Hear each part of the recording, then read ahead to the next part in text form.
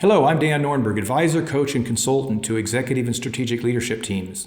Welcome to Norenberg's 90 Seconds. In these short clips, I'll describe a leadership challenge and the struggle that's created for a leader. And then in about 90 seconds, I'll share with you the idea, the advice, the insight that this leader and I discussed to help them be more successful.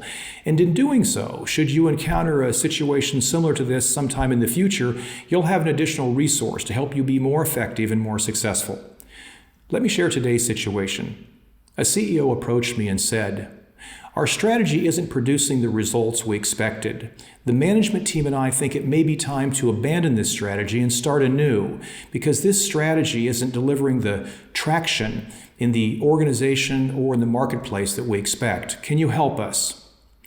I spoke with members of the leadership team, and I also talked with people who report into the leadership team, and I listened to several of their discussions about strategy, how they formulated it, and how they executed it. I made some observations. I shared those with the leader and her leadership team, and I'll share those with you now, anonymously, of course. Here's Norenberg's 90 seconds. You can start the clock. It's healthy for a senior leader and her team to have high strategic expectations, and it's great that they're ready to move when the results don't meet their expectations.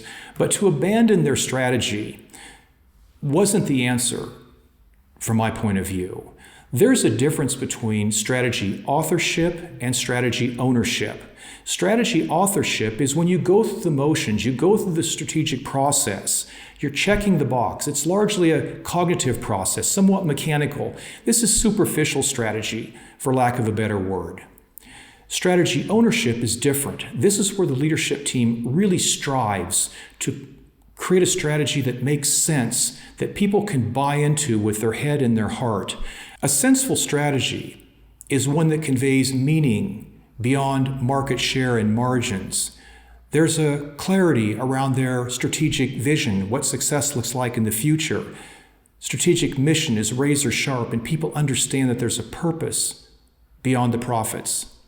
I told this leader it's far too soon to abandon her strategy and instead suggest that she use my senseful strategy scorecard to identify opportunities where they could create more engagement and ownership around their strategy. If you're thinking about abandoning your strategy, think twice and consider using the Senseful Strategy Scorecard in the link below to create a more meaningful, engaging strategy. I'm Dan Norenberg, and that's Norenberg's 90 Seconds.